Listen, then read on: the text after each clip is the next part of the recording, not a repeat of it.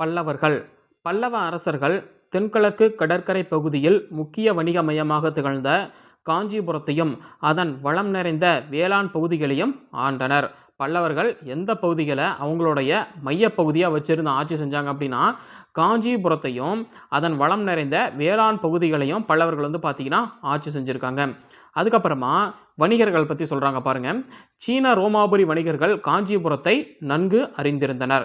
ஏன் அப்படின்னா, வெளிநாட்டவர்கள் காஞ்சிபுரத்தை பற்றி தெரிஞ்சிருந்தால் தான் பார்த்திங்கன்னா அங்கே காஞ்சிபுரத்தில் பார்த்திங்கன்னா வணிகம் சிறப்பாக இருக்கும். அதை மாதிரி சீன ரோமாபுரி வணிகர்கள் காஞ்சிபுரத்தை நன்கு அறிந்திருந்தனர்.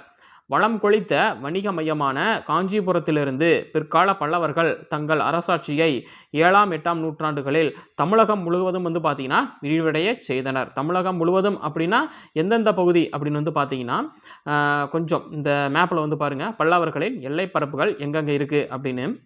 இங்கே ரோஸ் கலரில் ஷேர் பண்ணி கொடுத்துருக்காங்க இல்லைங்களா, இதுதான் பல்லவர்களுடைய அந்த ஆட்சி பகுதி.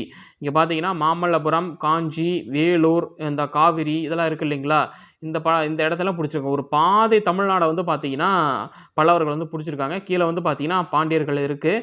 அதுக்கப்புறமா பார்த்தீங்கன்னா இப்போ இருக்கிற கர்நாடகம் இருக்குது இல்லைங்களா, அதில் பார்த்தீங்கன்னா பீஜப்பூர் வரைக்கும் அந்த துங்கபத்ரா நதி இந்த பகுதிகளெலாம் பார்த்தீங்கன்னா பிடிச்சிருக்காங்க. ஆந்திராவில் பார்த்தீங்கன்னா சில பகுதிகளை பல்லவர்கள் பிடிச்சு வச்சுருக்காங்க. அதான் சொல்கிறாங்க பாருங்கள். பிற்கால பல்லவர்கள் தங்கள் அரசாட்சியை 7ஆம் 8ஆம் நூற்றாண்டுகளில் தமிழகம் முழுவதும் விரிவடைய செய்தனர். முழுவதும் அப்படின்னா என்னென்னா ஒரு பாதி அளவுக்கு பார்த்தீங்கன்னா விரிவடைய செஞ்சுருக்காங்க. அந்த மேப்பில் பார்த்து நம்மளால் தெரிஞ்சுக்க முடியுது.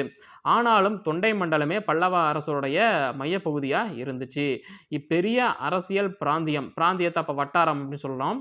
இப்பெரிய அரசியல் பிராந்தியம் தமிழ்நாட்டின் வட பகுதிகளையும் அருகே அமைந்திருந்த ஆந்திர மாவட்டங்களையும் பார்த்தீங்கன்னா கொண்டு இருந்துச்சு. இந்த பெரிய பிராந்தியம் இந்த பல்லவ அரசு பார்த்தீங்கன்னா தமிழ்நாட்டுடைய வடக்கு பகுதி, அதான் சொன்னால தமிழ்நாட்டுடைய பாதி பகுதியும் ஆந்திர பிரதேசத்துடைய சில பகுதிகளையும் பார்த்தீங்கன்னா அவங்களுடைய பகுதிகளாக கொண்டிருந்துச்சு.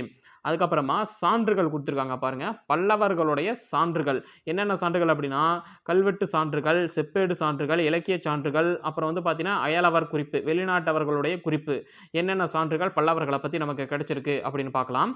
கல்வெட்டுகள், ஏன்னா இப்போ ஒரு பேரரசு இருக்குது அப்படின்னா அவங்கள பற்றி நம்ம எதன் மூலமாக தெரிஞ்சுப்போம் அப்படின்னா, இந்த கல்வெட்டுகள், செப்பேடுகள், இலக்கியங்கள், அப்புறம் வெளிநாட்டவர்கள் அப்போ பார்த்தீங்கன்னா நம்ம இந்தியாவை சுற்றி பார்க்க இங்கே என்னென்ன இருக்குது, இந்தந்த அரசர்கள் இந்தந்த பகுதியை ஆட்சி செஞ்சுருக்காங்க அப்படின்னு ஒரு குறிப்பு எழுதி வைப்பாங்க இல்லைங்களா, அந்த குறிப்புகள் மூலமாக தான் பார்த்தீங்கன்னா அந்த காலத்தில் ஆட்சி செஞ்சவங்களை பற்றி நம்மளால் தெரிஞ்சுக்க முடியுது. அப்படி பல்லவர்களுடைய கல்வெட்டுகள் என்னென்னு பாருங்கள். மண்டகப்பட்டு குகை கல்வெட்டு, 2ஆம் புலிகேசியின் ஐகோல் கல்வெட்டு, இந்த கல்வெட்டுகள் மூலமாக பல்லவர்களுடைய ஆட்சி முறையை நம்மளால் தெரிஞ்சுக்க முடியுது. அதற்கப்புறமா செப்பேடுகள், என்ன செப்பேடுகள் கிடைச்சிருக்கு அப்படின்னா பல்லவர்களை பற்றி காசக்குடி செப்பேடுகள் பார்த்தீங்கன்னா கிடைச்சிருக்கு.